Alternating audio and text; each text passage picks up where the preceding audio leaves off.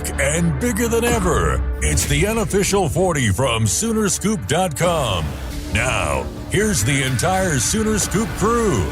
Carey, Josh, Eddie, and Bob. All right, we are back.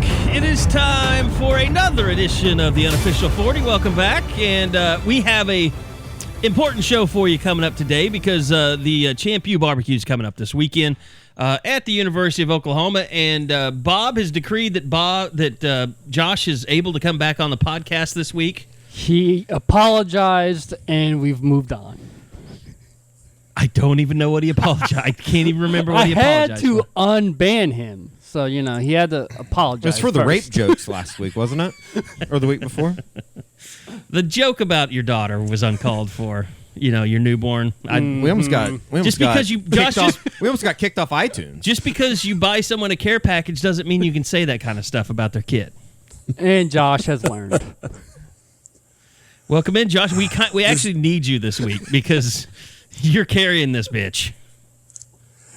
So we bring me in with rape and incest stuff, or not incest. Where did that come from? I don't even want to talk about that. You said we must that. have cut him off before he got that joke in last week. Yeah. That plug Carey dumped. So welcome back to me. I don't even know what I've walked into, so I feel like I've got to kind of get my legs back under me again. I've noticed young Mr. It's more than Oscar Pistorius could say. Young Mr. You got to get an Oscar Pistorius joke in. I've noticed young Mr. Radosevich has been trolling people on Twitter lately about It's just too easy. Tom Brady and his daughter. It's too easy, son. It's too easy. It's his daughter. I didn't even know. I didn't watch the video. But the replies have told you to watch the video. I've gotten to a point where it's almost amusing to me that people are this stupid. We can't be doing this stuff on Twitter. I mean, go back to Facebook. I just don't understand it. I don't understand it. But that also means that we can't argue parenting on Twitter. That's not what Twitter's for. No, it's not. But we can get to the point where it's slowly churning back into high Twitter activity, which means football is near.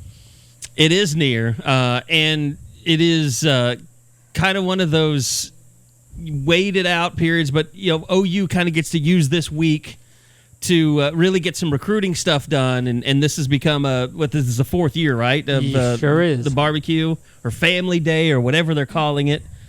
So they'll be welcoming in a ton of kids. And Josh, let me just ask you first: what is the main goal of this staff on a weekend like this? Well, I mean, obviously, it's to land commitments. I mean, that's what you're trying to do. That's what your goal is. But at the same time, we've talked about it. When OU doesn't get a lot of commitments, people kind of get so upset, like, oh, this weekend didn't go well. And I think it all goes back to a couple of years ago, that first spring game when commitments were just rolling in. Well, everybody just decided, well, that's the norm. That's the way this goes. That's not what usually happens. It's more about building that relationship because Oklahoma's only bringing in a couple of 2020 guys that aren't already committed. This is more about 2021 and 2022 and starting down that road with those guys. So you're out in front and you get to continue to try and bring those guys to games and to the spring game next year. I mean, you're just starting to build that connection with these guys that really everybody assumes when an offer goes out that, Calvin Thibodeau knows the defensive line player that he's offered really well. He doesn't know that kid at all. He just knows he likes his tape or he liked what he saw in person, whatever. This is the first chance for these guys to really sit down and talk with their position coach, with Lincoln Riley, the coordinators. They get a real feel for those guys, and then you start to see things moving forward. Bob, from year one to, I guess this is now year four, it just seems like it's much different going in as far as I don't really remember in that year one, like a national footprint being much of anything for Oklahoma. It was like they were still building. But obviously going into this weekend, doesn't it seem like there's a little bit more of a, I don't know, like you can take it seriously in a way? Yeah, I mean, that first year, they just sort of throwing stuff on the wall and seeing what stuck. And, I mean, they had the wiffle baseball, they had cornhole, they had the water balloon fight, and some of it stayed, and some of it they've changed. But from that first year, I mean, the big one was Kenneth Murray. That was when he was down, the OU, the Aggies, and the Horns, and it was at that event. And he's talked about it multiple times. We talked about it again last week. It was the ChampU event that made him realize Norman was where he wanted to be. Then you go to the next year, and that's when people started to, again, associate the event with multiple commitments right then and there, because that was Jase McClellan, Jeffrey Carter, Jalen Redmond. That was all three within a span of 2 hours. And then last year there was no commits until there was like eyes really late at the night. But that was Stacy Wilkins, who we all sort of felt pretty confident heading into the event anyway that OU was going to be able to land them. So here you're in the fourth year. You see that there's maybe one or two that you would expect maybe to commit, maybe one or two more eyes. But again, if you're looking for 4 or 5 in the weekend, it's just probably not going to happen. It's all about, again, building those relationships, planting those seeds. You want 2021 kids to come back during the season, things of that nature. There might be a surprise or two because they got a lot of commits, Josh. I was a little surprised some of those non-regional kids that are going to be able to make it. And when you get that whole group together, sometimes that just builds off of each other, that momentum, that good vibe that'll make a kid that maybe was on the fence decide to make that leap. Yeah, absolutely. I mean, you look at this, and I mean, I'm going down the list, and there's guys coming in from Arkansas, Georgia, California, Texas. We've even got a couple of Mississippi junior college guys coming in. So Oklahoma has really done a nice job building this thing and making it the event that I think we've talked about through the years, maybe trying to make their camps into. This has almost become like the replacement for that, where, yeah, the camp's not always on par with some of the other big programs around the country, but this gives Oklahoma a chance to bring in a lot of elite guys. And speaking of camp, I mean, one of the big names, and I know, Carey and Eddie could speak to this a little bit more. Raleek Brown coming back for the second time this summer after he was so dominant, worked with Brock Vandegrift at camp. That's big for Oklahoma to get a guy like that is a dynamic, playmaker that they can use in a lot of different ways. It's just, I mean, Carey, if anything you can take out of it, he's paying his own way for the second time to get to Norman in the last 2 months. 2 months? Yeah. So, as a 2022 kid. Yeah, so it would seem that it's nothing but a positive to get a guy like that on campus. And the way that he performed when we saw him, I mean, my God, just watch the video. That kind of tells you everything you need to know. Dennis Simmons is going to have to keep himself from putting him through drills while he's on campus. I mean, do you think he's a running back or receiver, or does it really matter? Probably a running back, just because he's so the size explosive, situation yeah, too. And he's not a big guy. I mean, that's the thing. He's 2022. Who knows what frame he's going to have by the time he's a senior? Grow half a foot by then. Well, and the other thing I think about Raleek Brown that bodes well for Oklahoma is he seemed to get along so well with the players that were already here. Whether it was Theo Weiss that was out there or Buki that was out there. I'm trying to think of the other guys that were out there. Broyles was out there quite a bit. Sylvie was out there quite a bit. And then, I mean, obviously, literally working with the guy that ends up committing a week later, number one player in the country. Well, and let me ask you this, Josh. Is there any concern about kids that, that are committed that aren't coming in this weekend? Is that any negative in that? Maybe a guy like Jase McClellan? Yeah, you have to see. I mean, for those that don't remember, Jase committed at this event 2 years ago and was back again last year, and everything seemed fine. And really, I don't necessarily take it as a huge deal. I understand why people do. Jase is a guy that's been to Oklahoma a ton. He's been around the program. He knows there's nothing he's going to see this weekend. It would be better for OU if he was there, of course. I mean, he could be around the guys, do a little recruiting. He's a known guy, especially to a lot of the players that will be there from Texas. He could be reminded, kind of like, this is when you recruited. You came here. You almost want to reproduce that feeling for him a little bit. I would absolutely, think. And you wonder, just for the sake of his own recruiting, does that let Oklahoma kind of get him firmly back in the boat? Where clearly now he's committed, but there's still a lot of looking around going on. I mean, I believe he's going to be at Georgia this weekend. That's what he has told some people. I have not gotten him or his mother to confirm that, but that's what it sounds like to me. So, I mean, it's not good news for Oklahoma, but at the same time, I don't know how wound up you get about running back recruiting right now. I mean, Seth McGowan, if you lose Jase, yeah, that stings. It's a bad deal. I think it's more about perception than it is this is a really tough loss to sustain. And don't freak out that Ryan Watts is not attending. He is not in the country. So you don't have to worry about it. Where is What he? happened? Where'd he go? He's Did he get Trinidad deported? and Tobago. He's gone for the week. First 4-star recruit to be taken away by ICE. I guess. I mean, Little Elm is How's not the border Frisco, down there? but I mean, you're not poor if you live in Little Elm. I guess you could take trips like that. Oh, I was thinking he's from Houston. Never mind. So you got to go Well, through I Little wanna Elm to get to say- Frisco. I'm trying to remember where his family's originally from. It's something like that. Oh, is it? Yeah, I'm pretty sure. I met family. Yeah, I want to say it's Caribbean. Yeah, I met Please his don't do any parents while I racist- went down. Oh to interview. boy, no racist stuff with commits. No, that's not good. I mean, it wouldn't be racist to try and do like a Jamaican accent, but I mean, maybe it would be if it was bad enough. My lawyers have told There me is not a to level. comment. I mean, I was just wondering. I mean, because like you said, you met his parents. Like, could you tell they were from a different country? Oh, sure, Okay. sure. There was no doubt. And to work in a little soccer talk, his dad was wearing some Arsenal Oh, gear the day I geez. saw him. He's a huge gunner. His dad and I, not surprisingly, hit it off pretty fast. So Okay, well, I mean, okay, so yeah, you worry a little bit about McClellan, but the other side of it is a lot of guys like Andrew Rame and Jalen Conyers. I mean, guys that have committed recently get a chance to come in and really kind of get celebrated a little bit. That's got to be a good thing. yeah. I talked to the offensive line guys last night, the 3 commitments, Noah Nelson, Andrew Rame, and Nate that Anderson. other one who I'm just going to – Nate Anderson. Why is his name such a mystery to me? I should have don't said understand Nate it. Alexander. That's vicious. I deserve it, but it's still mean.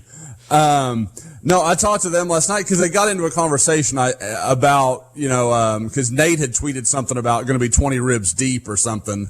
And so it started a conversation. We were talking about who was going to eat the most this weekend.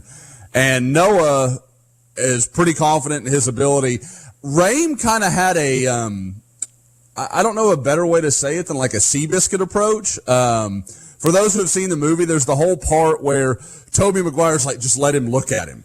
And Rame's like, just, if it's a competition, man, just put me in front of it. I'm going to win, blah, blah, blah. And I'm like, okay, so like he's just going to like stare down his opponents while he eats ribs or something. I don't know how that works, but Rame was very confident in his ability once he sat down at the table.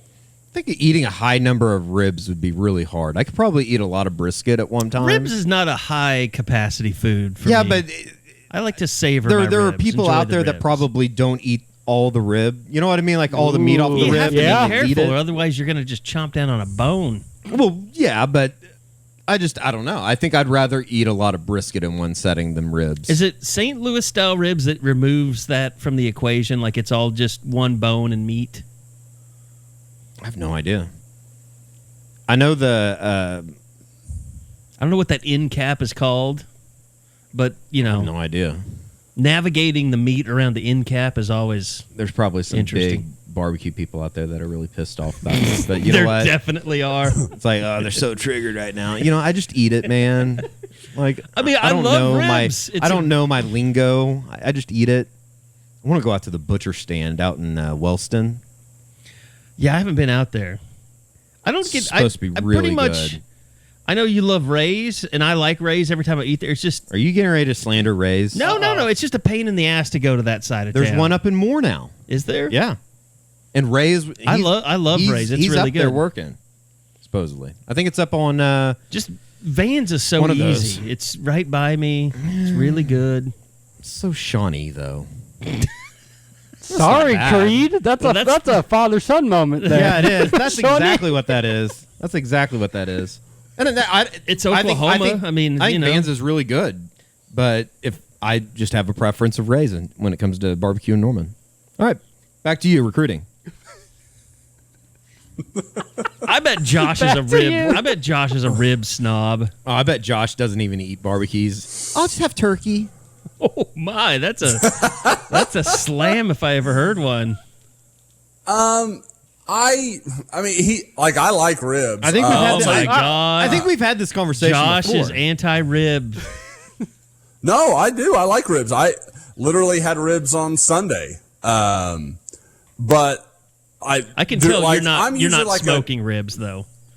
You're not a smoker type. No, I've smoked my own ribs. Big green egg? But no, that's what my in-laws have. And my mother-in-law makes unbelievably good ribs. I bet. And I have done some but I use a Traeger. I just smoke on that. But That's not a bad. I mean, no, that's not a bad secondary option. Yeah, no, it's good. Like I said, it's come out good every time we've done it. I like usually like a brisket, like a chopped brisket or a turkey, that kind of. I do like turkey. I like that's no shame in my game on that. I don't know why you the chop big thing the brisket. for me. I mean, the brisket is a beautiful piece of meat. It needs to be sliced. I'm serious. Like the brisket to me is sacred. I don't know that I have a strong take on that. Chopping a brisket is like I go either way there. I think for a sandwich, I would prefer the chopped brisket. But if I'm just eating brisket, definitely the slice. I just love a good sliced brisket. Brisket's really good. I think I like with the chopped. I think it's generally about the texture, and I feel like the barbecue, like I can get more sauce, and like I kind of get it like I want it. With the big slab, like it's hard. I don't get the bite I want every time, I guess. Okay, moving on. Enough barbecue talk. Even though we're talking about guys who are ChampU clearly BBQ. That's all we're talking about. Barbecue. That's why I eating mentioned barbecue it. talk, Every once yeah. in a while, I'm going to just throw in food, different types of barbecues. But we were talking about Andrew Rame, and somehow Seabiscuit got thrown in there, and Well, it was talking about the trio of offensive linemen. they were going to How about throw this? down. Well, how about this angle?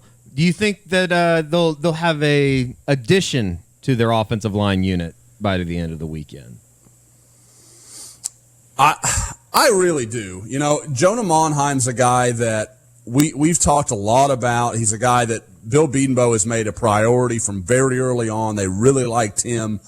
And is a guy that, you know, like I've always said, he has that flexibility. He could be a guard. He could be a tackle. He could do a lot of different stuff. And clearly that's something Bedenbaugh values in his offensive linemen. And like I said, when he left from his official visit, there was a lot of people that thought he might follow right there with Nate Anderson, you know, come away from that visit, almost immediately commit. And it obviously hasn't happened. I know Alabama's been working him really hard for the last couple months. I know obviously Stanford's heavily involved. Both those schools obviously also put out a lot of NFL offensive linemen, so they have plenty to sell as well. But the fact that he's coming back right now, it just, I don't know, that kind of adds up to me that maybe something finally happens this weekend. Yeah, Josh, you almost wonder, is this the last chance for him? If he doesn't do it now, do they start looking at Parks and Harrison a lot more? Is this, you get the sense that this is do or die moment, or no? I don't know that I would go that far. I mean, I don't know that it's going to be like Oklahoma's just going to say, well, no. But I think they're going to have to admit to themselves, okay, this may go on until after the season. I mean, we may be fighting this fight until December with where, okay, we could, and at that point, we are going to bring in Parks for an official visit. We are going to bring in Anton Harrison for a visit. You know, we're going to go, we're going to see if we get Marcus Dumerville back up here. It's, you know, for an unofficial, you know, you start really trying to push on these other guys where I think right now it's been pretty clear Oklahoma's kind of in first gear with those guys until they really have a feel with what's going to happen with Jonah Monheim. And I think this weekend, I do think you're right about that. It'll be a clear indicator of where he is. The head is not athletic, but he does look like a potential serial killer. So I'm going with the Ben Powers. Doesn't have to have athletic head as long as you look like you're capable of murder. On Monheim. He wins the Ben Powers Award for the class of 2020. It's interesting. I mean, that to Interesting me, take. yeah. So you do want them to look like serial killers? Well, if they don't, if the Like I wouldn't head have is looked not at Ted athletic. Bundy and thought athlete. Well, if they're an offensive lineman. Oh, it only And that they have to be that probably makes massive. sense. Actually, Ted Bundy was a pretty good looking guy, I would say. Well, he did bring the ladies in to murder them. Yeah, that's what. Yeah, that was his whole appeal. He was played by Zac Efron in the movie. Yeah, hot take, maybe kind of admirable. Oh my God. Okay. Yeah, I mean, like Carey, If you can't laugh at a serial just killer, to back you're the up problem. to back up your thought here, Carey. Think about Richie Incognito. Like, well, I mean, that's he looks like a mafia hitman. He is a serial killer. No, I'm not going with, with all the stuff that happened in Miami. Do you realize that Richie Incognito backed out of Gabe Eichert's bachelor party, which I was at, just as what's his name from Stanford went on another gun rage against him? What's his name? We never had been happier that somebody had backed out of that bachelor I party. would have brought a little bit of excitement to the world. No. Because we were all tweeting where we were at. So, and he lives in L.A. The Jonathan something. Yeah, I can't remember that guy's name. Obviously, he wasn't a very good football player. He was at Stanford, and then he went nuts.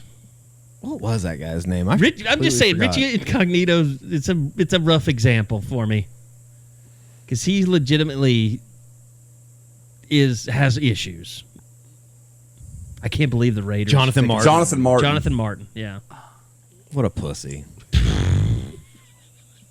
Now, okay, of all the stuff you've said about L.J. Moore, who was the other guy that's been added to the list last week?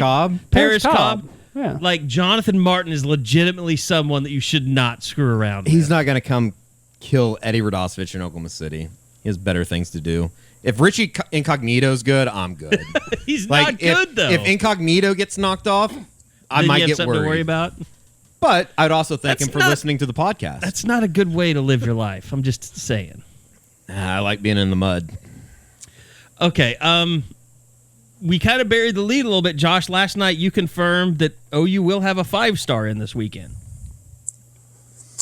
Yeah, Kamar Wheaton, the running back out of Garland Lakeview Centennial.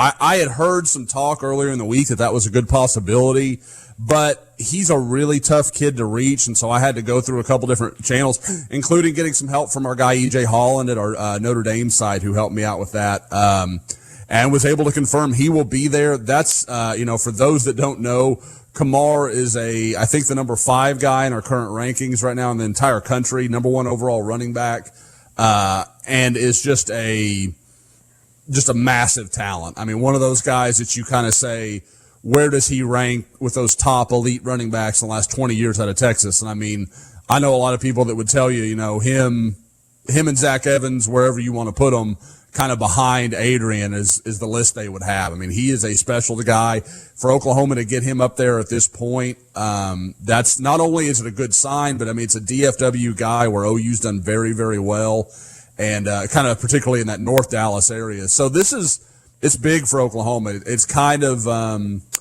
could be one of those things that you look down the road and say, okay, that's where Oklahoma started with him. That's where they got their momentum.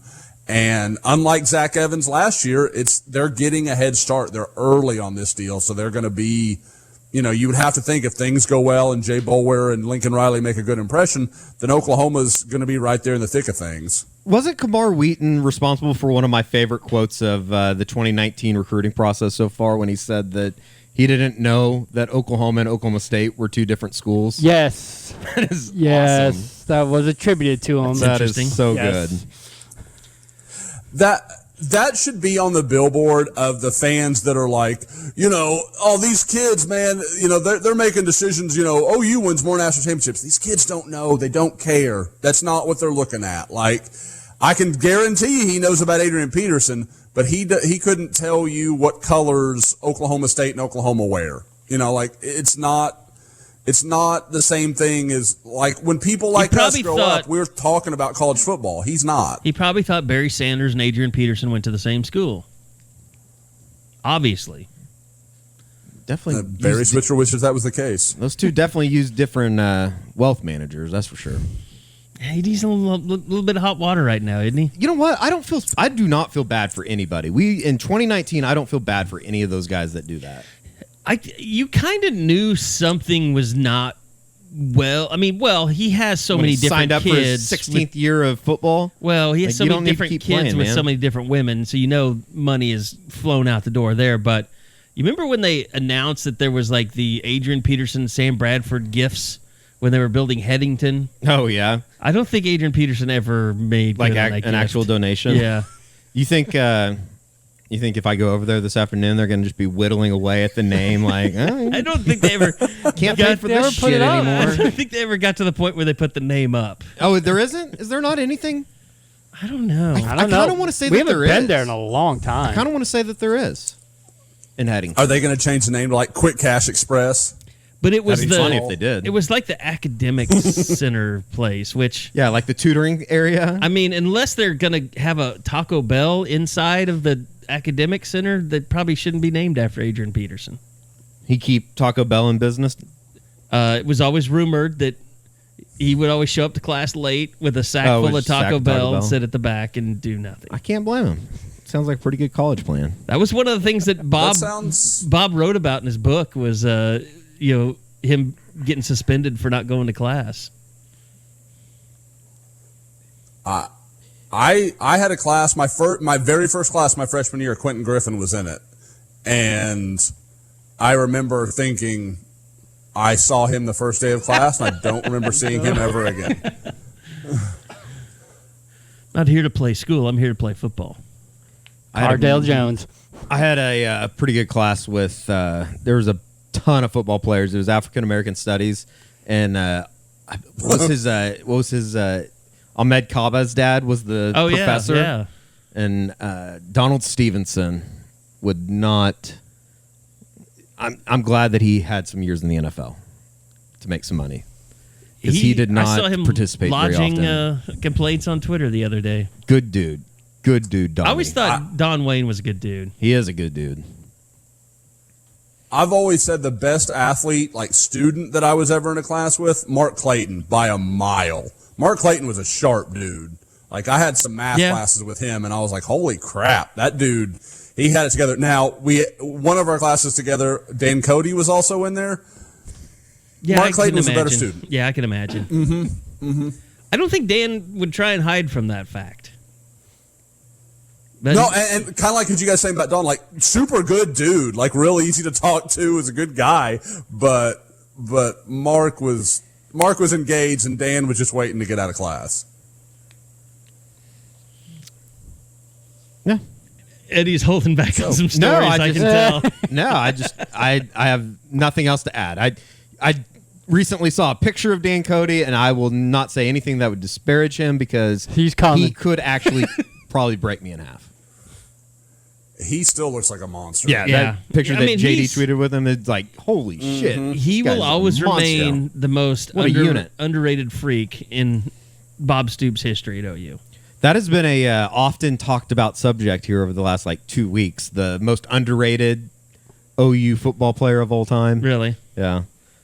I've just seen it on Twitter and I everything. just remember him against the Aggies, 2004, just stumbling out of there and putting himself back in. And Well, remember, he was screaming so much he passed out on the sideline. That's when you know you're a hard That was Yeah. amazing. So, I mean, he was just insane. So, anyway, I don't really have any other good. I'll go to something. We got a lot of kids there. In-state offers, 5 for 2021, 2022. There's been a lot of talk. Sooners not doing as much within the state. Now you got Kendall Daniels, Ethan Downs, AJ Green, and Gentry Williams. I think that was a surprising one. He's been someone that they haven't been able to get on campus in this type of environment yet. So this could, again, be one of those planting the seeds for something further down the road. And we all believe that Williams is going to be perhaps like the number one in-state guy when you look at 2022. Yeah, I mean, he's got to be your heavy favorite right now, although I think everybody knows I love the Talon Chetron kid from Santa Fe. Gentry, and we'll get back into that in just a second. Just looking at the 2022 list we have, Gentry Williams is one of the most talented track athletes in the country, not just the state, just is an unbelievable talent. Raleek Brown, so much speed. Caleb Burton, Morion Horn is a big-time guy. There is a lot of speed they're bringing to campus in Norman. It almost kind of reminds me of those Baylor classes of like the early 2010s when it was like, yeah, they're pretty good at football, but no. Wow. You went the wrong direction there. But they are so fast. Like speed was above everything else. Literally, morals, all that stuff. These guys don't seem that way from what I know. Gentry Williams is a great kid, but he is disgustingly fast. Unlike Katie Cannon, will they teach these kids to run routes? You would hope that that Dennis Simmons can continue his receiver growth. Hey, Josh, go ahead. Just on Gentry Williams, real quick, and I don't even know if this has ever come up in your discussions with him, but is he like good enough of a track athlete that like maybe football's not even in his future at some point? It could be if he wanted to be. Like, really? I mean, I've talked to track coaches that know him that think he could be an Olympian. Okay, like, that's kind of what I was at. Yeah, that's what I was wondering. Yeah. But I've asked him about that, and that's not what he wants to do. He wants to be a football guy. He really, I think he wants to see how far track can go in kind of his high school career. I think he'd like to do, the junior national stuff, some of the big, Pan Am type things. But I don't know that he is pushing hard for, okay, I'm good. When I talked to him, I didn't get the impression that the track program was going to be a huge part of his recruiting decision. Like he's looking at football. And I can say in that same conversation, he admitted he grew up an Oklahoma fan. His mother is an alum. There's a lot of connection to OU. And I think it was telling because I spoke to him about a week ago when I first started really checking around on who was going to be there for this event. And he said, I haven't heard anything. I don't know. And I talked to a few sources, and I think there was an impression that that there was some error in communication, but they got in touch with the Booker T coaching staff, let him know that he had an invitation. I think he called Brian Odom and had a conversation. Odom is Oklahoma's in-state lead guy, and I believe they got in touch, had a conversation, and almost as soon as he had the invitation, he's like, yeah, I'm going. So I think that's a pretty good sign of where things are. It's not like, I got to talk it over with my mom or see if I can find a ride.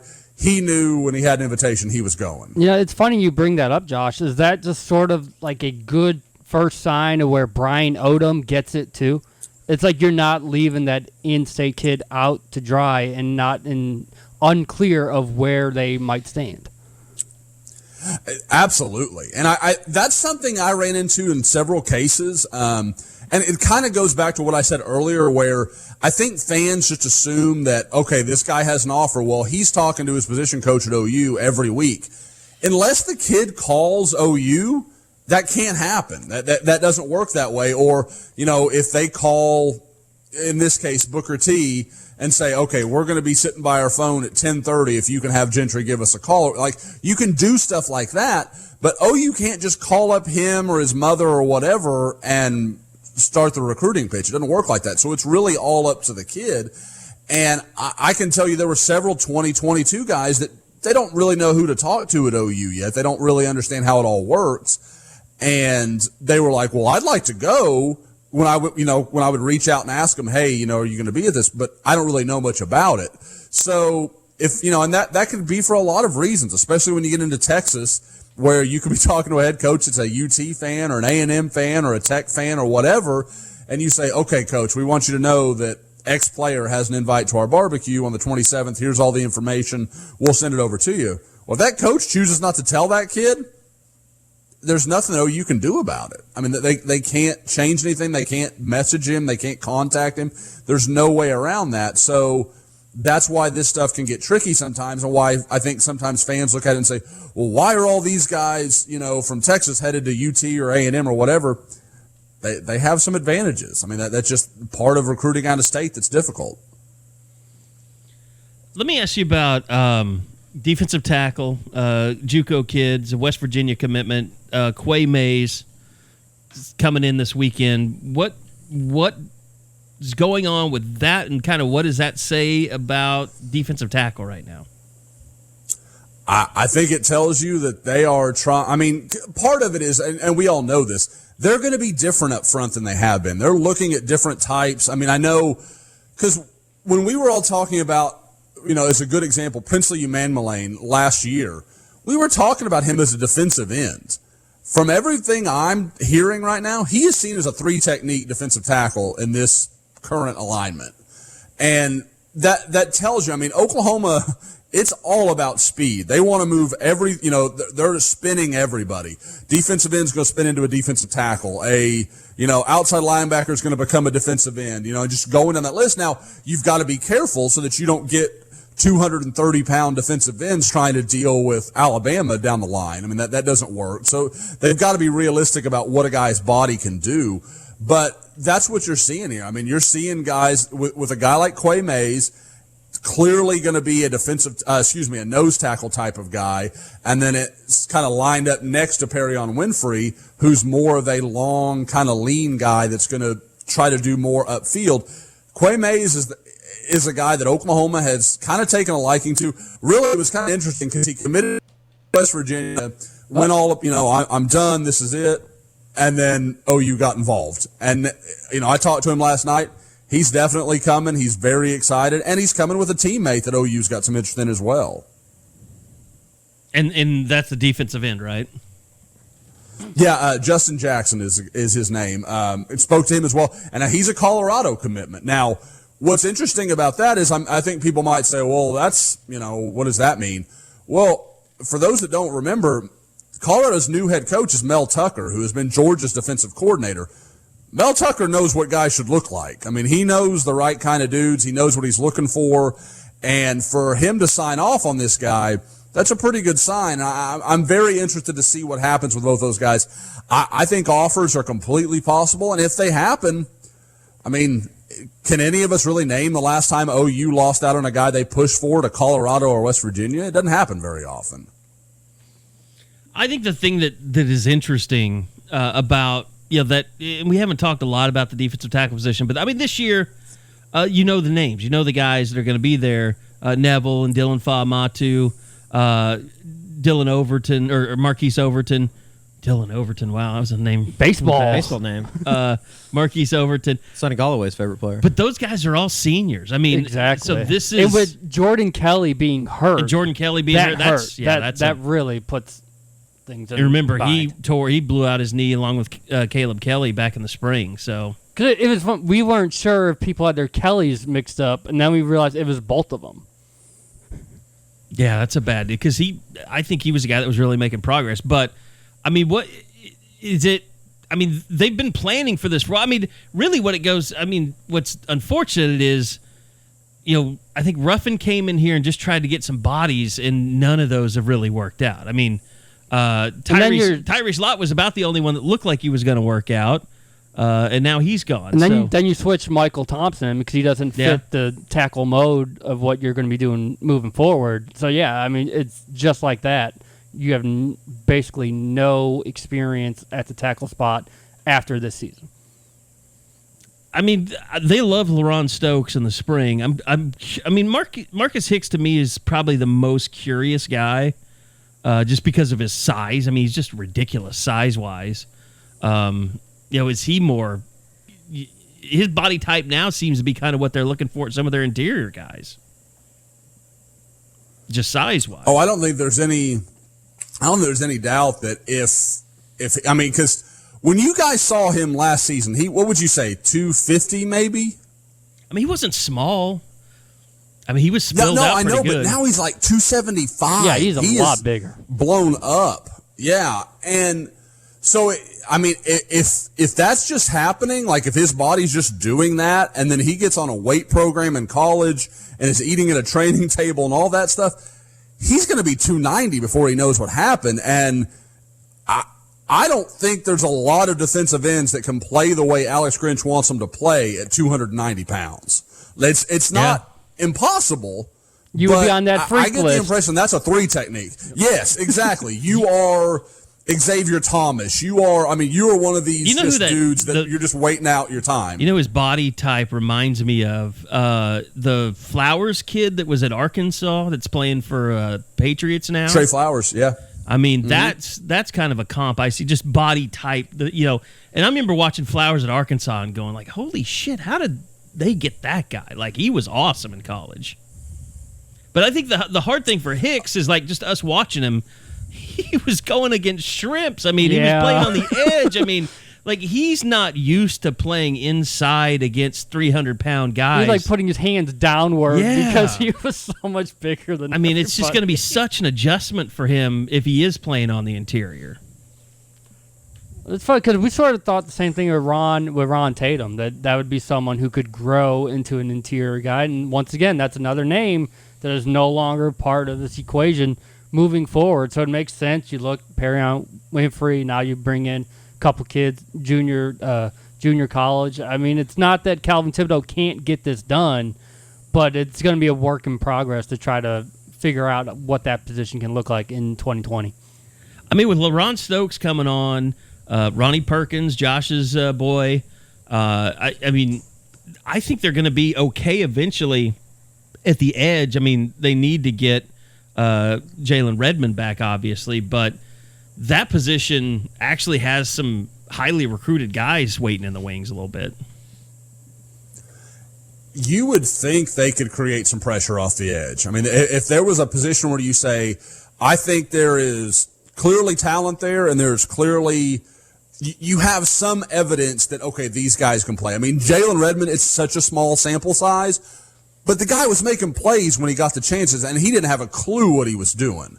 So, you've got to think a year to get bigger, stronger, get healthier, and then, learning what he's actually doing, because this is a guy that didn't even play a lot of football in high school. So Jalen had a lot to learn. The learning curve was always going to be really steep.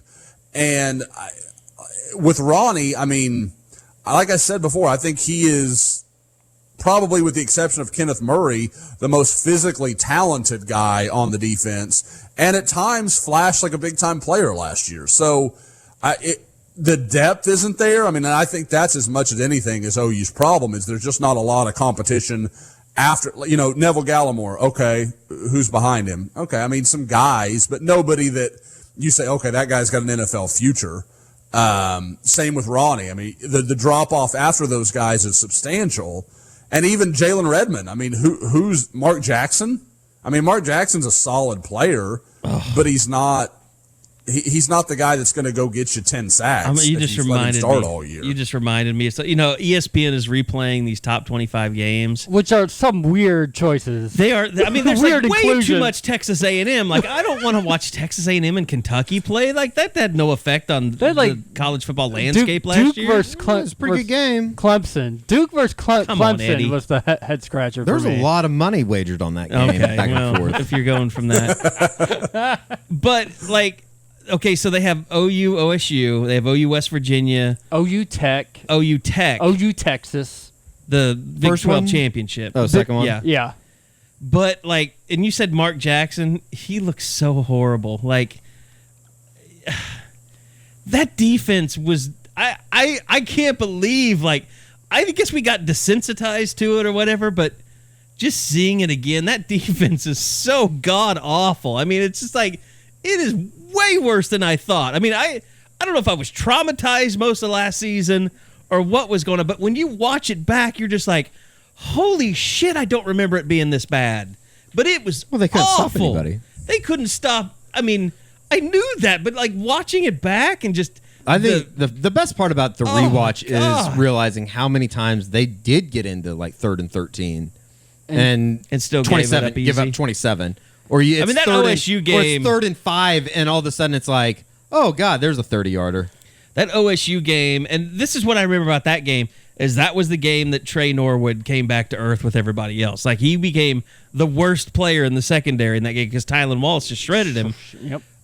But it's just the Tech game is terrible. I mean, even when Duffy comes in, it's just God, it's just That's so, the thing. That's why like Alex. Like, can Alex Grinch even watch that shit again? That's like, why there's so many games in the list because they're involved in so many 50, 40 oh my games. God! And that West Virginia game, like right from the start, like David Sills is just running past everybody. That's when Buki got benched. But everybody was running past everybody. Every one of those games, I mean, they were just getting torched. It was just, God, it was so bad. I forgot how bad that defense. And that's why, and like, this was after they fired Mike Yeah, Stoops. this Like, is why all these games were after they fired Mike Stoops. we go back to mentality and mindset was the first thing Grinch had to do. You can forget about scheme.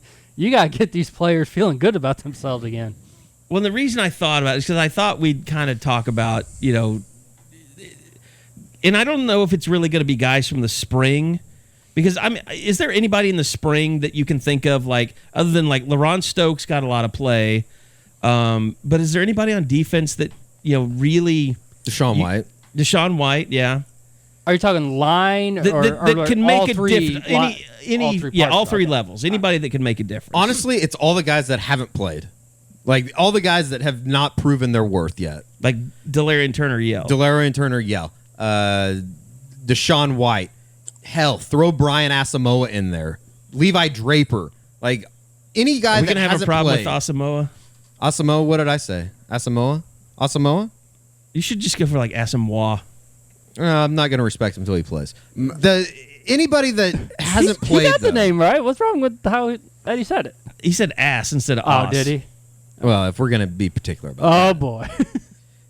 I want to know who can help, you know? Yeah. And I think it's a very fair thing to be able to say, but once again, we're not going to know for 40 days or 39 days, like, whatever it is. Here's what's going to be great about fall camp. I'm going to build every person up. I think the guys that really can make a difference didn't get in till the summer. I mean, other than the guys we mentioned, LaRon Stokes, Deshaun White, but Deshaun White was here. I'm talking about new guys. I mean, you talking about like Aguebu and Credell? Are you talking about like the freshman guys? Yeah, the freshmen that can, like, can Woody Washington, you know, do something as a corner, like, you know, guys like that. Because I didn't come out thinking like, oh, Miguel Edwards might be the answer. You know, he might be coming into his own. Like, I got none of that out of the spring. But, you know, guys we talked about, like Marcus Hicks, I think it'd be hard. I mean, Joseph Wette, I mean, he's light.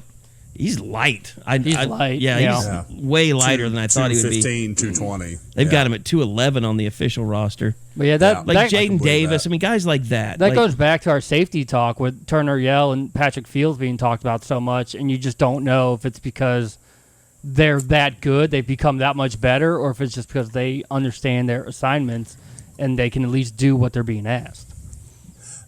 The thing that I like you know, and I've always been, I guess I've been negative about this defense for a while now but the thing I can get behind with the new ideas and what they want to do, those two make sense to me as a partnership, because you have Patrick, who's going to be exactly where he needs to be. He's going to be very consistent. He's going to be a good tackler in space. You talking about He's Fields do and all Turner the little Yell? stuff. Yeah. Okay. Yeah.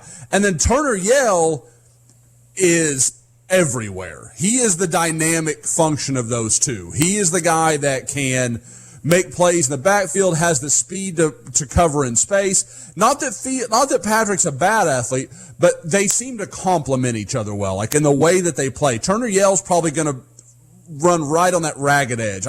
Turner-Yell, a really good comparison is Brandon Everidge. When he's playing at his best, that's how he's playing. He is going to throw his body into it. He's going to be overly aggressive. He's going to make some mistakes because of those things. And then you've got Patrick Fields, who's going to be steady and it's just going to do the things he is supposed to do, play within that defense, and he'll make some plays because he's in the right place. But like I said, I could see them complementing each other very well as a tandem. For every former OU player, I would like to say, how dare you compare any of these players to Brandon Everidge? Hey, R.I.P. Anybody that's been paying attention knows that I think the world of Turner-Yell. Like I believe there is talent there to It's be. not about bandwagon. Turner-Yell. It's not about Turner-Yell, though. It's just about, you know, Jesus Christ. I mean, I cannot stop thinking about those games now that I've watched them. And then every time they come on, I watch them because I can't turn it off. Like, what the hell is Robert Barnes doing half the time? I don't know. Like, in that Tech game, he had that pick for, the return, but he was awful most of the rest of the time. Like, just off. That became the thing with the defense. They just had to make like one or two plays, and you would gloss over like everything. Like against West Virginia, the Caleb Kelly touchdown, the Curtis Bolton touchdown. When you just have one or two plays, it allowed you to, I guess, emotionally accept that the rest of the game was garbage. I will say this. Kenneth Murray wasn't as awful as I thought he would be watching those games back. Like, he's had some rough moments. And the Texas game, he was bad. You can't come back on Kenneth Murray Island. You're already off. You can't work your way back in after disparaging him no one for is a year. on Kenneth Murray Island. I'm the captain of it. You're the only person there. There's been a lot of room lately, yes. Like a lot The of island room. feels so he bigger than should it have used been to. a Butkus. Rent's going for free. So he should have been on the Butkus watch list. Every person that suits up a uniform, if they've Is on the started a Butkus game, watch list, is yeah. on some type of watch list. Especially if you're the or Big 12 watch preseason list. defensive player of the year. When Taylor McNamara made the Mackey list, that's when I had to stop caring. That's when that was it.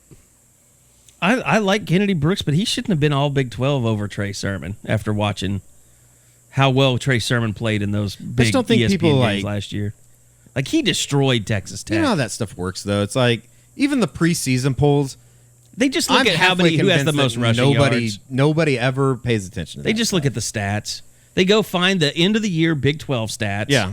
And they see who, like, I bet a lot of people voted for Isaiah Zuber, who transferred to Mississippi State. Probably. Because he was a junior at K-State last year. Probably.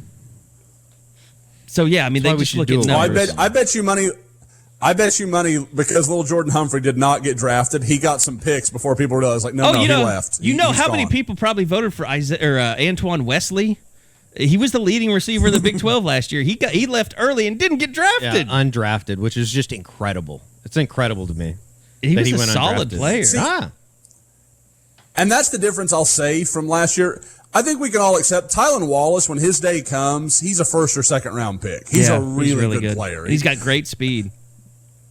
You think about, like, little Jordan Humphrey that massacred OU in that, especially in that So first did David meeting. Seals, by the way, who left early and was undrafted. Yeah, lot of receivers that looked pretty great in the Big 12 suddenly kind of hit reality. Which is why I want to love Hakeem Butler, but I don't know. You don't know. Because is his reputation built solely on OU and just the fact that he's torched them every year? I will say, though, with him, it's like at least you have a big body that you're working with. That's an athlete that has ball skills. Yeah. I mean, he made some plays last year that are like, you got to be pretty damn talented just to pull it off. Some of the one-handed catches it that he against had and other stuff. teams besides just he was OU. very consistent. But still. The only really bad game he had was against Iowa. He was I terrible. know. Which happens every year with can't- Iowa State. Everyone for Iowa State sucks when they play Iowa. Stop doing that. You're embarrassing the Big 12.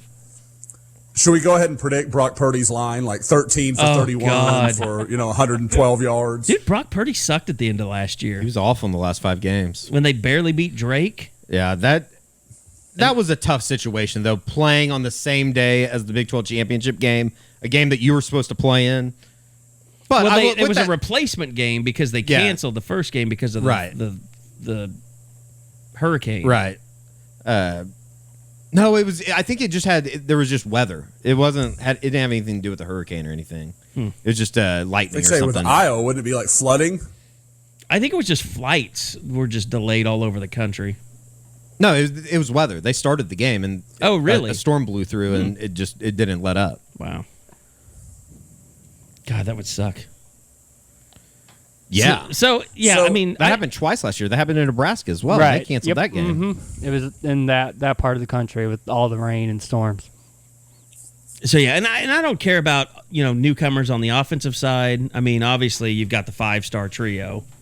I mean, I think offensively, I'm more interested in like how much of a jump can Braden Willis make in the offense. Well, they have so many options there. I mean, the offensive line obviously is the biggest. Sure, but they have so many options at tight end as far as what do you do with Braden Willis? What do you do with, what is Austin Stogner's future? And then Grant Calcaterra. And, oh, by the way, you have a guy in Lee Morris that might be one of the most underrated players on the team right now, just as far as production-wise. I mean, he's done more than, he's done more than... He could be second team all Big 12 tight end behind Calcaterra. He could be the second best returning pass catcher on this team. Is that fair? Behind Lamb? Behind CD? Yeah. Mm-hmm. I mean, you could argue he had a better year than Calcaterra. Calcaterra had a really good end to his year, but he was hurt all throughout. Yeah.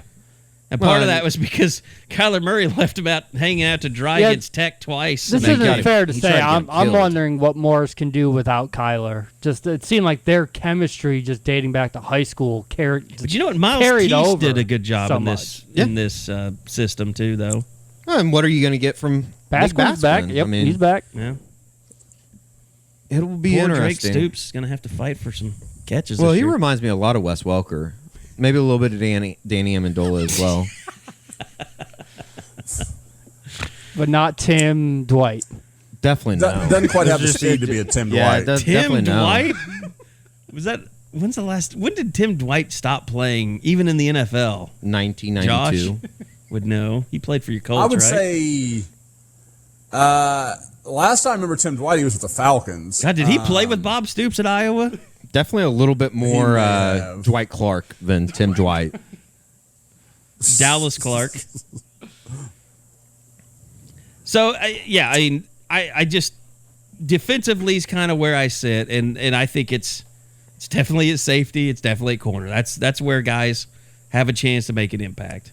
And that's why it'll be nice to talk to Alex Grinch next Friday. I think he'll probably be the only defensive coach that we get to talk to start out for. So, for those who don't know, meet the Sooners next Friday. So, by the way, grind starts. I was thinking about this. Like, get all your decks in order. Make sure you have a kid under 5 to get your autographs. How many offensive linemen will they be able to sit at every table? Like, will they have to have like 4 tables just for the offensive linemen? Because that's one massive group of humans. This has got to be the biggest group of offensive linemen that just in terms of poundage. Ever had. Yeah, in terms of poundage, right? And size, probably. Yeah, for sure. I mean, 6'5", 6'6", basically across the front. They got some 6'7" Creed is the shortest guy, and he's like, what, 6'4"? He could lift more than any of them, too. So, that's going to be that's going to take you a while to get through the offensive lineman line. Not that there'll be that many people. That's the one thing, Jalen Hurts. Jalen Hurts will have a big line, but people won't know. It won't be like Baker or Kyler. And then I think Lincoln Riley's line will probably be the longest. Lincoln will be. I think Lamb will have a long one. Yeah. Yeah. CD. I would think Kenneth Murray's will be pretty long. There will be some guys that, they're going to have, everybody's going to have big lines. That thing's usually a zoo anyways. I do like that they're having What about Neville? I mean, Neville feels like a guy that would have a good line. He should. He's like a novelty. I think people don't recognize him. That's like an inside, inside OU football to be clamoring for Neville's autograph. Okay. Well, I just mean because he's Canadian. He's kind of a unique story. I feel like he's a little more memorable than the average. Kids think of Canadians if they're like Santa or something. Seriously, he's from the Great White North. He might know Santa. He has reindeers that he knows or something. Hey, I've convinced both my children that I have a direct line to Santa, so do not F with Daddy ever. What do you mean convinced? Do you or do you not? No, that I can speak with him.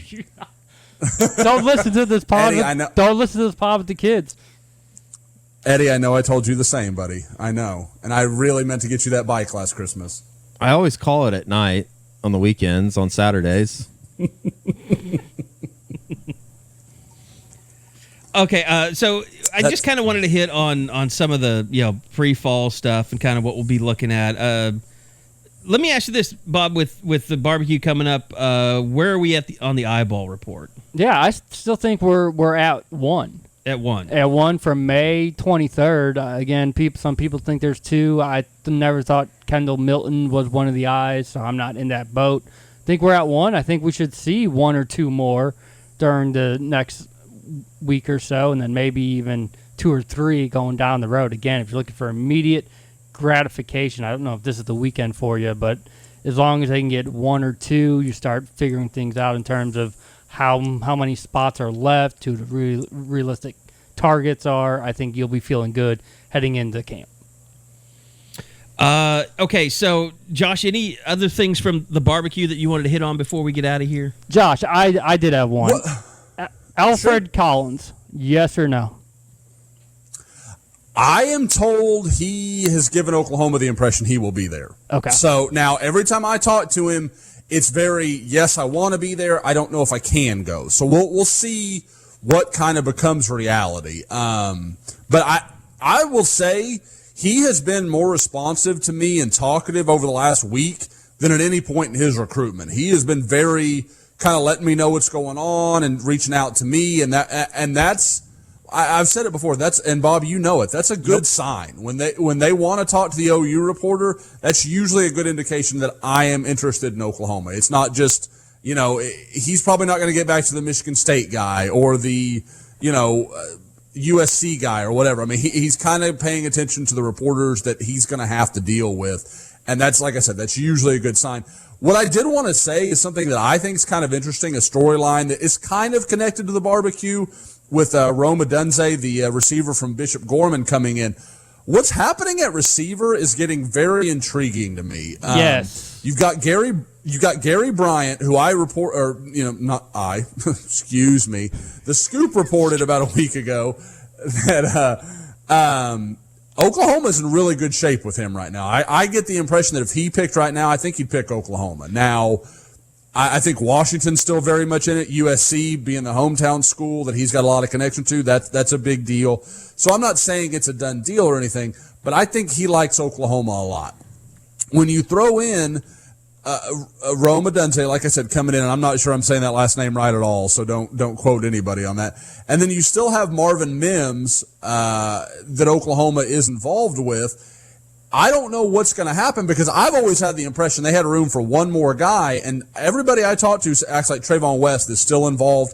I think he's going to be at the barbecue this weekend. I just haven't been able to confirm it. So there are just a lot of moving parts of that position, and with a guy like a Odunze or Bryant, you're talking about big-time speed guys that could bring something to the table that I'm not sure Oklahoma currently has in this class. So just keep an eye on that. It's not a position to worry about. I get that's why people aren't focusing on it, but I think receivers becoming a very interesting storyline. Okay, so we're doing this pod on Wednesday, and by the way, on the Crimson Corner on Soonerscoop.com, if you're a member, we do keep a running list. If anybody is going to come in that we confirm, then we'll update that list as we head towards the weekend. But are there any names out there, Josh, of guys that you think might come in, but we just haven't confirmed yet? What's funny is that at this one last year, Marcel Brooks was the name, whether or not he was going to show up. But I haven't heard of any secret visitor that might or might not show up. But there's always a chance, especially when you get into Friday and Saturday. People start finalizing their trips and things of that nature to get a much better idea of who's legit and who might have some tire issues. It's really kind of interesting. Oh God, bring that up. It's really kind of interesting just as far as you talk about tire issues, but it's intriguing just as far as the two, basically 3 camps going on this weekend as far as College Station, Austin, and Norman. Yeah. I mean, this is the last weekend before everyone concentrates on their season, the high school season for the recruits, college for the coaches and players. And so, I mean, everyone goes all out to make this as special as can be because they've seen how well it works. And so with competing events, College Station, Austin, and Norman, and I know the Aggies and Sooners are doing it on different days. We'll see how many kids. Yeah, because I saw somebody was going to do both. There's a lot of them. They're saying, I'm going to go College Station on Friday, Norman on Saturday. We'll see how many still have the energy and still have the modes of travel. Those poor parents. Yeah, still have parents that want to do it, that want to go back to back like that. Especially if you're not from Houston. If you're going from Houston, College Station to Norman, that might make sense. But if you're going from Dallas to Houston, College Station, back to Norman, we'll see how all that actually comes together. Okay, Bob kind of answered this in his way, Josh, but I'd thrown it out there before we lost you. Anybody you're really tracking that you think could be a possibility that we haven't confirmed yet? Well, there is no one really. I mean, at this point, there's going to be a surprise or two. There'll be somebody that, didn't come up. But I've had a pretty good handle on the list for a little while. Now, like I said, there'll be someone that we didn't foresee. But we've checked with most of the names I've heard and gotten feedback. I think the last one that really is kind of up in the air is, and aside from Alfred Collins, who actually, since we had the conversation earlier, Bob actually has gotten back to me, and I'm going to bet he doesn't make it this weekend. Okay. I think he's having trouble telling Oklahoma he's not going to be able to make it, but from my general impression is he's probably not going to be there. But the other one is another, Texas kid, and that's Ruben Fatheree, the big offensive tackle from Richmond Foster. Same school that Cody Jackson. He's got to go with Cody. They got to go together. Yeah.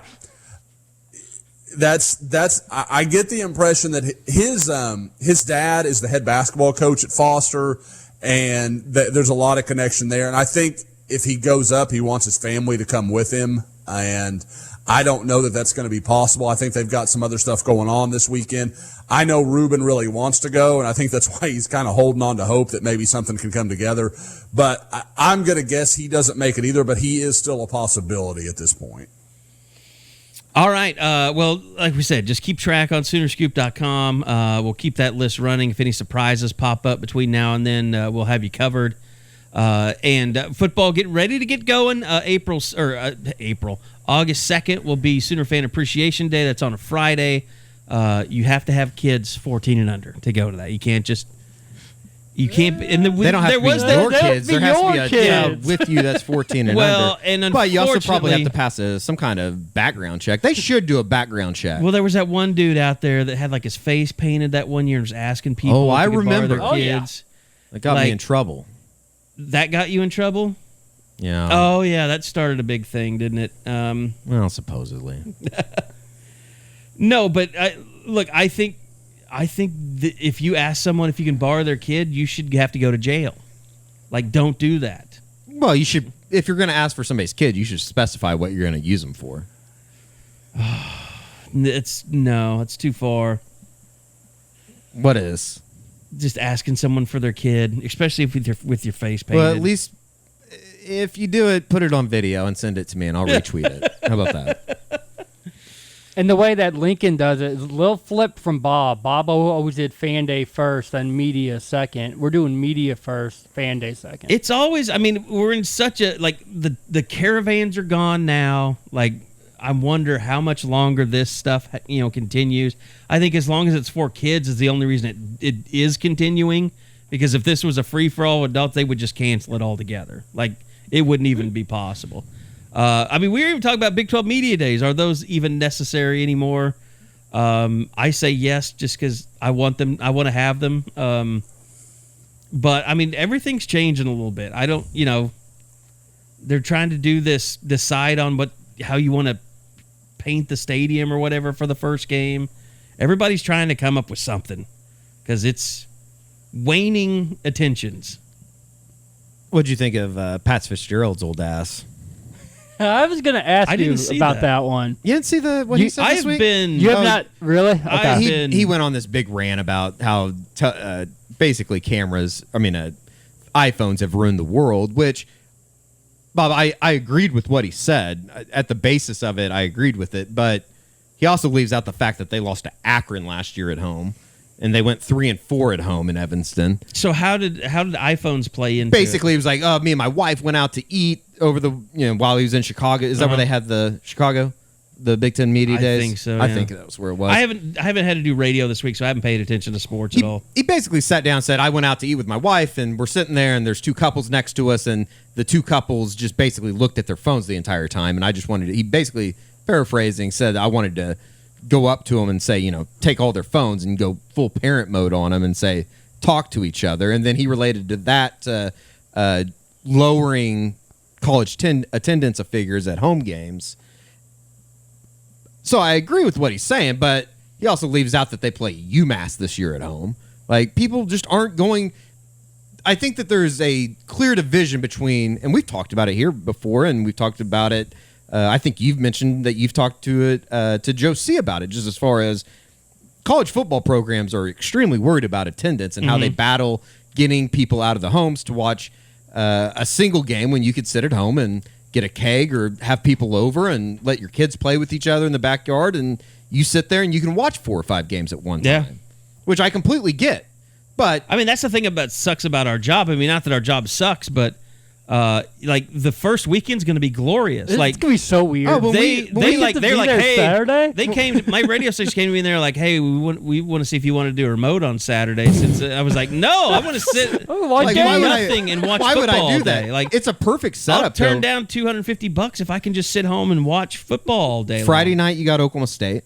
Saturday, full slate of Saturday, and then Sunday will work. Which Monday's going to suck, but get over it. I wonder if they changed that week schedule because the game is Sunday.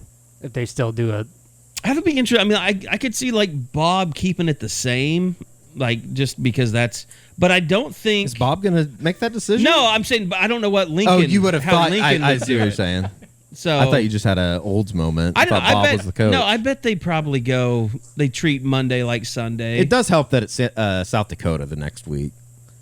Yeah. I wouldn't be surprised if they're not working a little bit on South Dakota that week. I would think that they're going to be working a lot on. I mean, not on UCLA. South Dakota, on UCLA. Yeah. Yeah, I would imagine so. I think I can tease this. We'll probably have some exciting stuff coming from Los Angeles. That's a tease. Video stuff. some videos. We're gonna get out there early, so I know it's good news. It's good stuff. You're gonna have to take me since I wasn't able to go last time. we'll have to go to El Cholo. Oh yeah, we'll go to El Cholo. That might be a Thursday night thing. So yeah, it'll be fun. Josh, you won't be there. You can come if you want. I know that. Oh no, I've given it real consideration. I'm thinking about coming. So, Ooh, Would you bring the girls and take them to like Disneyland or whatever it is? hell no, no. You'd come out there just to What are get you drunk. talking about? Yeah. Go see Rodeo Well, why do Drive. I do anything? I will say though that I think Josh is disgusted with us. what? I will say that I saw somebody you tagged. I think all three of us on the board. Just as far as somebody was asking about the level of excitement traveling to games this year, or just I guess going into the season, and we can kind of close it out. I guess are we closing it out? But Sure. I just say that very excited as usual. The new season always brings kind of a. I don't know. I'm definitely excited already. Still got 30 days or 40 days, whatever it is, 39 days. But Yeah. it I don't know. It's always different. It feels like this is the first, and I think I even said this a little bit last year, but this feels like the first year of in a way, like the old regime is The reboot. yeah, kind of a little bit. Like you still had connections back to the Bob Stoops era over the last couple years, and this is the first year that it's like everything's cut out. And maybe it's because of there's no Mike Stoops. Maybe that's what it is. But maybe it does feel like I won't say a rebirth by any means, but God damn it, John Lester's not starting today. He's sick. Things are not going well right now. God, What's going on with Addison Russell? he's a scumbag. He's a scum. Yeah, they shouldn't be on the team. I don't know any of this. I've just heard I've seen a lot of people bitching about Addison Russell lately. He just beats his wife. He beats. Oh, Yeah, is that human what's going on? problematic. they brought him back, and the season's gone off the rails since. The Cubs have like 5 players right now that shouldn't be wearing major league uniforms, but I That's digress. Another discussion. they need to make some moves here over the next 7 days. No, I mean, but you know how it is with us. I mean, we don't get excited really for the season opener. It's like a lot of people just look forward to that because they're going to see all their friends. They're going to tailgate. Like, we get excited about covering fall camp because that's like the fun part of it. Especially before school because it's in the morning. Yeah, I mean, like you get to go out there. That's real football. That's covering football. You do it on a pretty regular basis. Like the season, you just have press conferences and then post practice, and then like nobody wants to talk about anything because they don't want to give anything away. But like during fall camp, you get so much more information, and you can kind of tell, who's playing well and what who's impressing, and you get like all these freshmen will get updates on okay, this guy's standing out, this guy's doing better.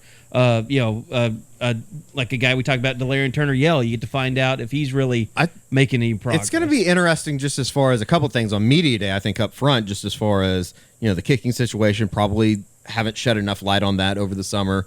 Just as far as, Seibert, I think people are going to look back and really wish that they had Seibert around as far as... That's twice. What? Perfect pronunciation. I know. He's a professional football now player that he's now. gone. I respect him. Might be able to get me some tickets someday. Kickoffs. Kickoffs. Kickoffs are going to be because you penciled in a touchback. Penciled in a touchback as well as he was really, really good. I mean, obviously that thread on the message board as far as who was the last kicker to make a fourth quarter field goal for Oklahoma is kind of incredible. It probably shows you just how good they've been over the last decade. By the way, and then like Sooner Sports TV replaying on the Fox Sports Southwest old games with like Jimmy Stevens at kicker. I mean, it's just like you're reminded like how good they had it with Seibert. Yeah, no kidding. I mean, it's going to take me literally decades to get the new kid's name. Burkich. Yeah. Burkich. I can say that. I can say that. Burkich. Now I can't say it. Burkich. I can say that. That's a fair.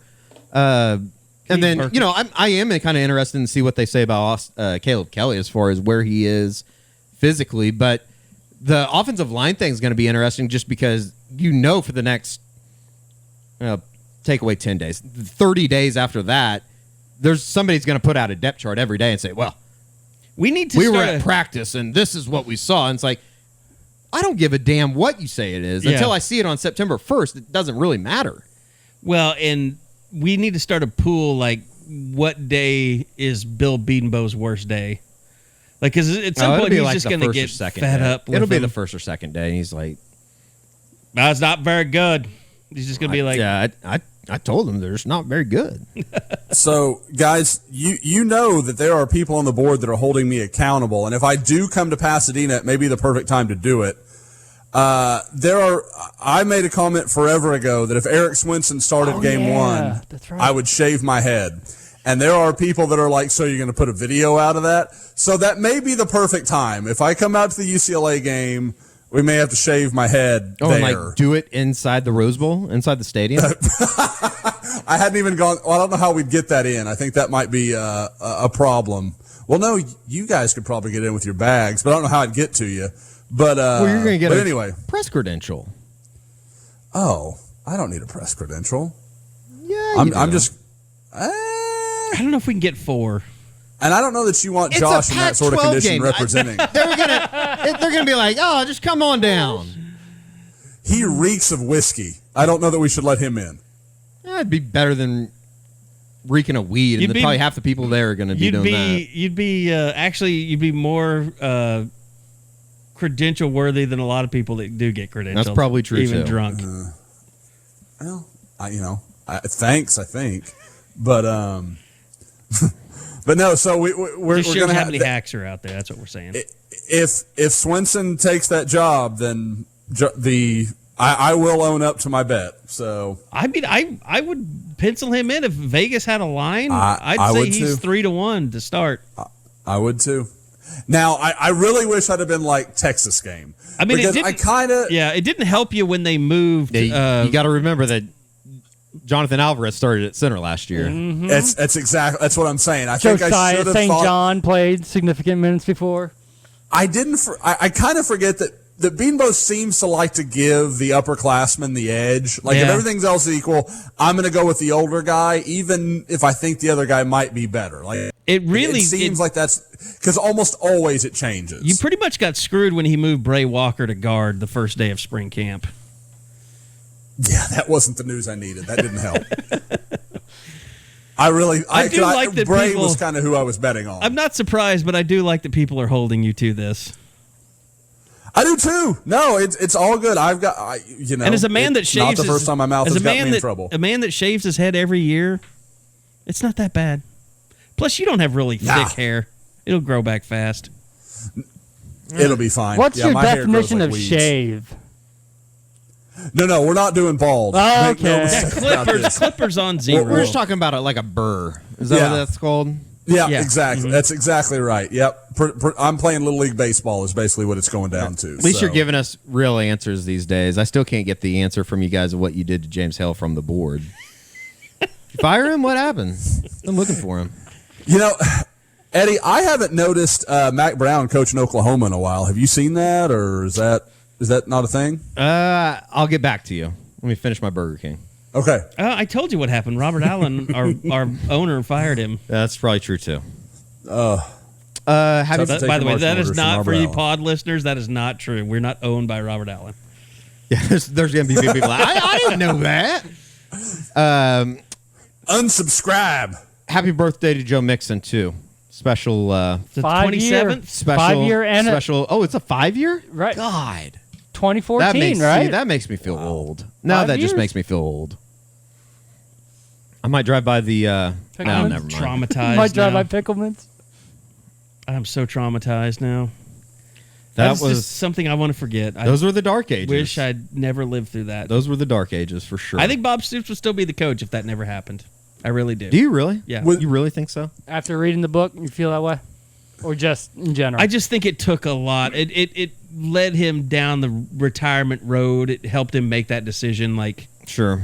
I'm not saying he's saying that in Yeah. the book. I'm just saying that was such a dark period. I mean, that was so draining. Well, Even just covering it, you was travel draining. south of the Red River, they probably tell you that's why OU asked him to step aside.